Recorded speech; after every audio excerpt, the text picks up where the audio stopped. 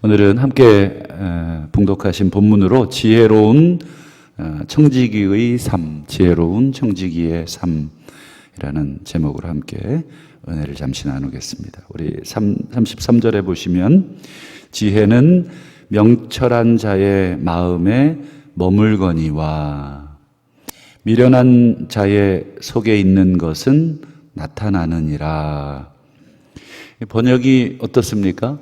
조금 잘 이렇게 매끄럽지 않다. 왜 그러냐면 지혜는 명철한 자의 마음에 머문다. 이건 이해가 됩니다. 지혜가 명철한 자의 마음에 머문다.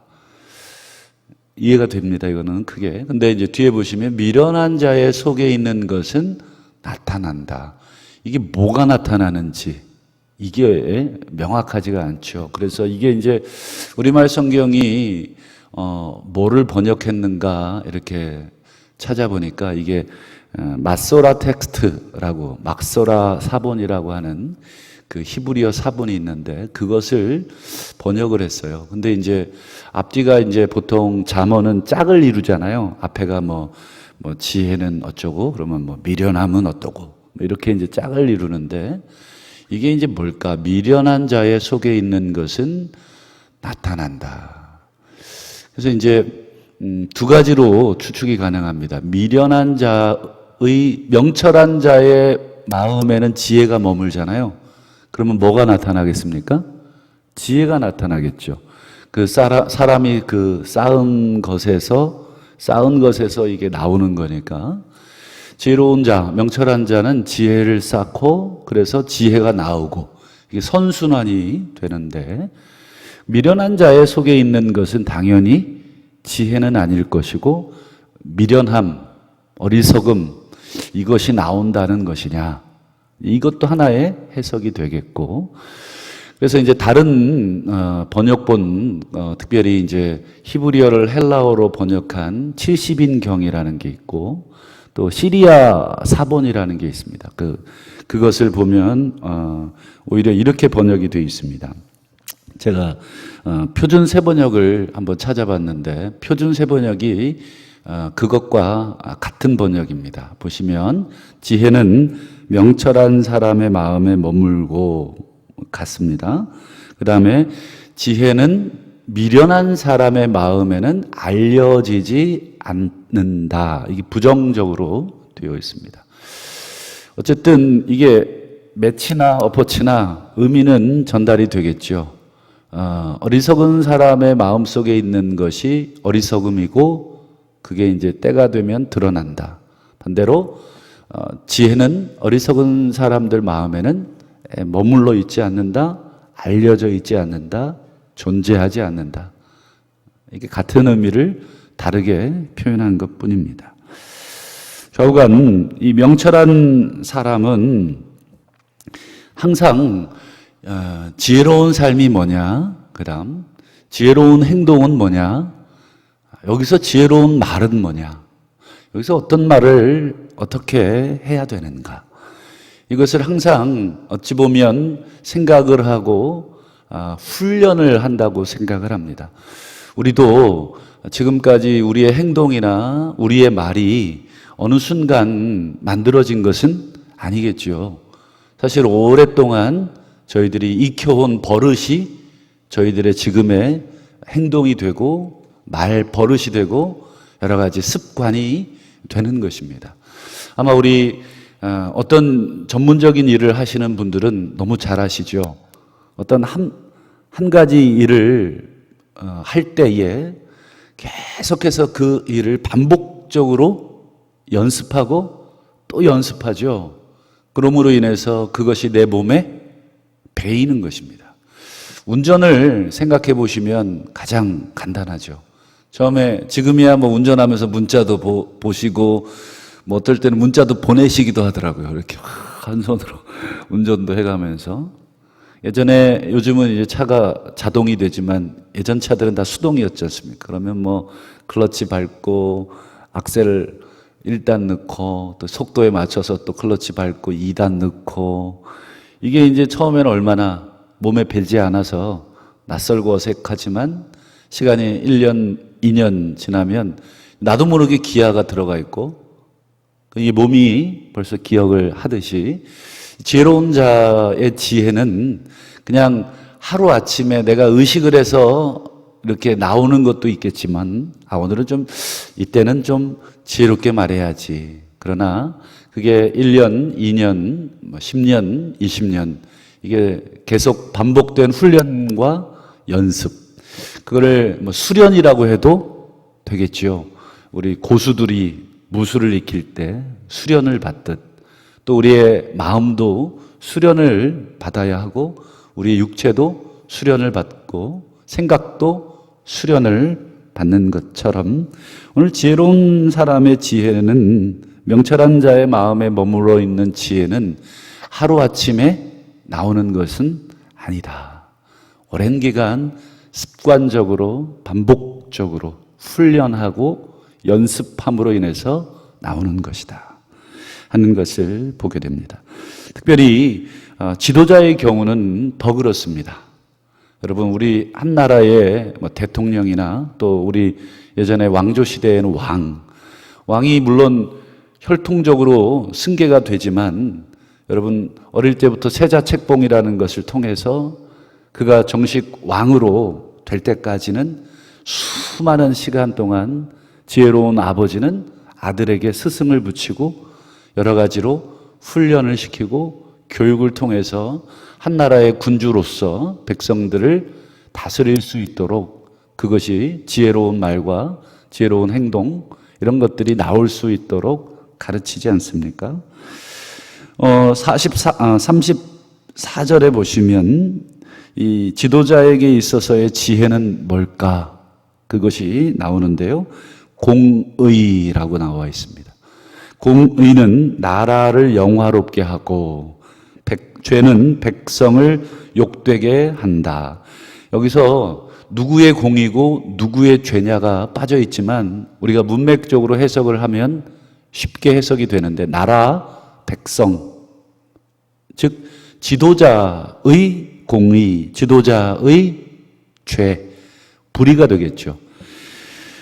여러분 아무리 경제적인 성장을 이루는 지도자라도 여러분 지도자 자체가 부도덕하거나 또는 지도자가 나라를 또는 백성을 경영하는 방식이 부도덕할 때 여러분 어떻게 됩니까?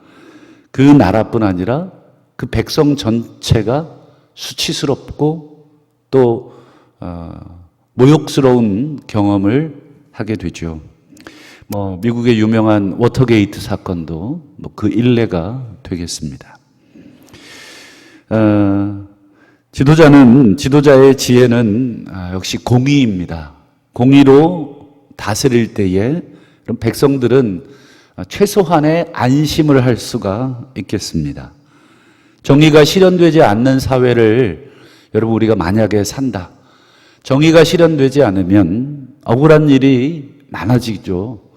억울한 일이 하나, 둘, 셋, 넷 쌓이다 보면 백성들은 점점 지도자와 그 나라에 대한 신뢰를 잃어버리게 됩니다. 내가 과연 이 나라에서 살 수가 있을까?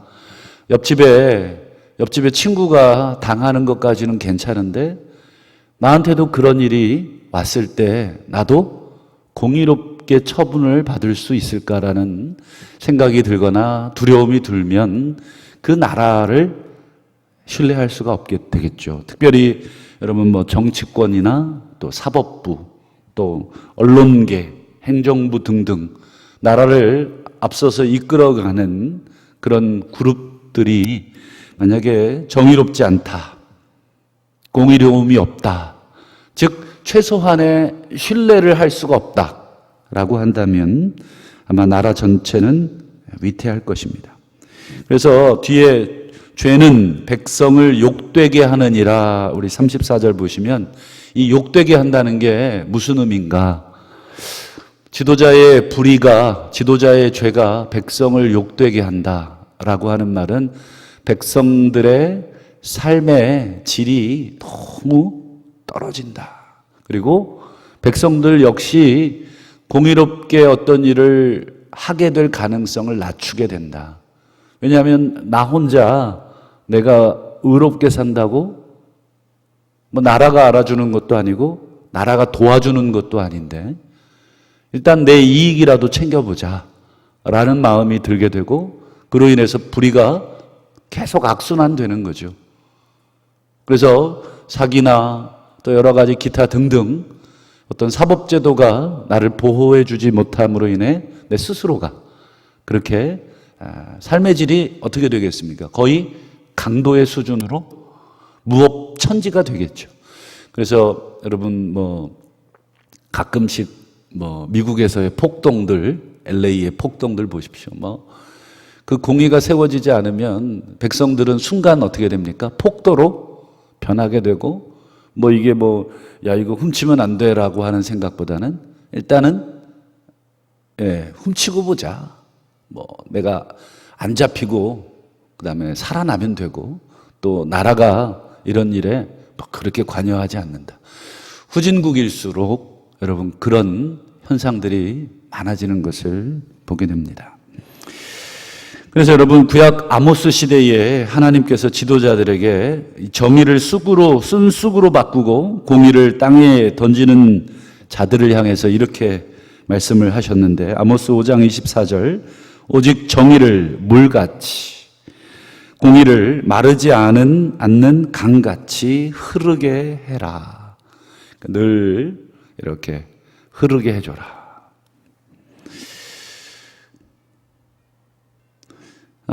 이 지도자만 중요한가? 마지막으로 우리 35절을 보시면 지도자들과 함께하는 사람들 우리 보시죠.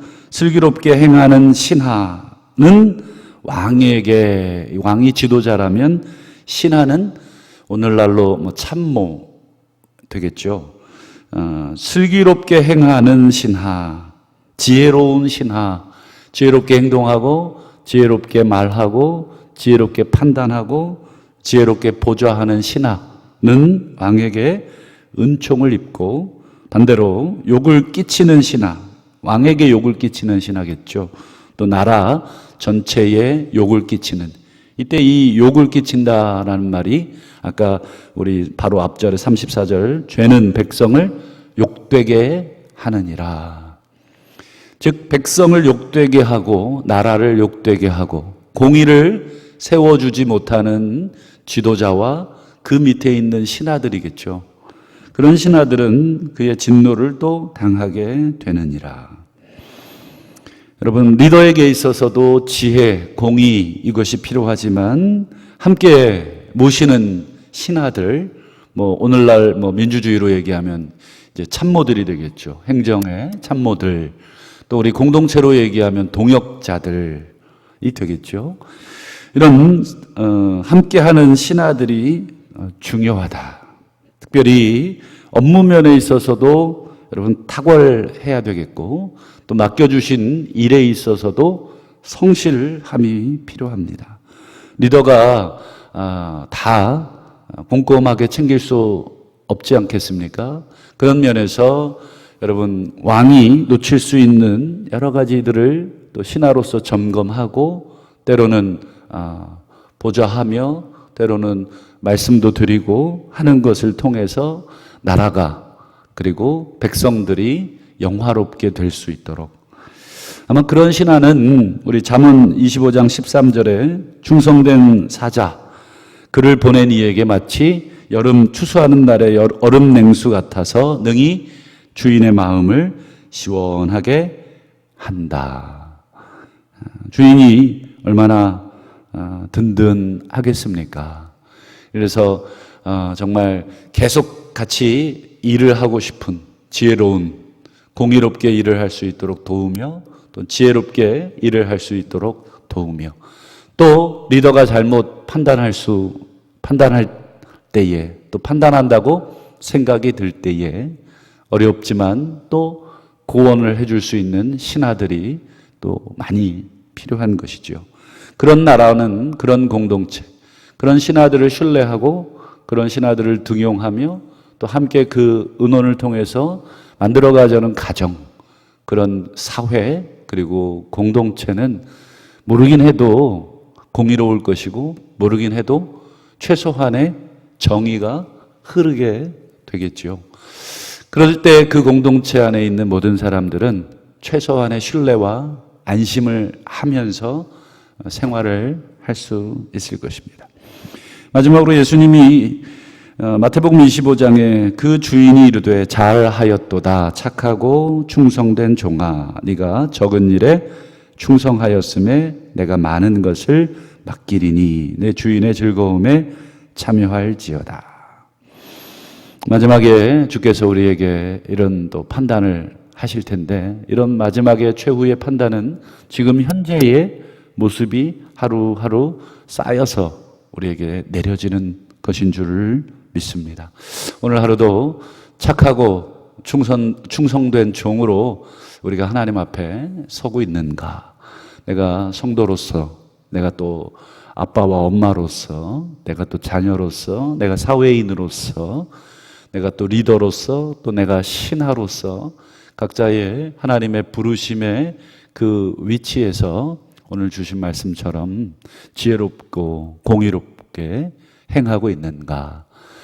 그랬을 때 우리의 삶을 종합적으로 보시는 주께서 마지막 때 우리에게 이렇게 칭찬해 주실 수 있는 복된 삶이 되시기를 주의 이름으로 축원합니다. 기도하겠습니다. 오늘 주신 말씀처럼 주여 지혜롭게 하시고 주여 공의롭게 하시고 충성스러운 종이 되게 하옵소서. 주신 말씀 붙들고 기도하시기를 바라고, 또 교회를 위해서 계속해서 기도하시되, 특별히 우리 가을에 또 일꾼들 또 투표가 있겠습니다. 우리 일꾼들, 하나님 지혜로운 일꾼, 공의롭고 정의로운 일꾼들 하나님께서 많이 또 세워주셔서 우리 공동체가 안심하며 우리 신앙생활할 수 있는 신앙 공동체, 믿음의 공동체 될 수 있도록 기도하시기를 바라고, 또 자녀들을 위해서, 가정을 위해서, 또 나라와 민족을 위해서 기도하시되, 특별히 우리 코로나19와 싸우고 있는 모든 환우들, 또 의료진들, 주여 은혜와 자비를 불쌍히 여김을 우리에게 허락하여 주옵시고, 속히 일상의 모든 삶이 우리에게 그냥 주어지는 것이 아닌 하나님의 선물임을 우리가 온전히 고백하고 깨닫게 해 달라고, 우리 나라와 민족과 어려운 시국을 위해서, 남과 북을 위해서 또 기도하시고, 가지고 오신 기도의 제목으로 자유롭게 기도하시다가 돌아가시기 바랍니다. 우리 주여 한번 부르짖고 기도하시겠습니다. 주여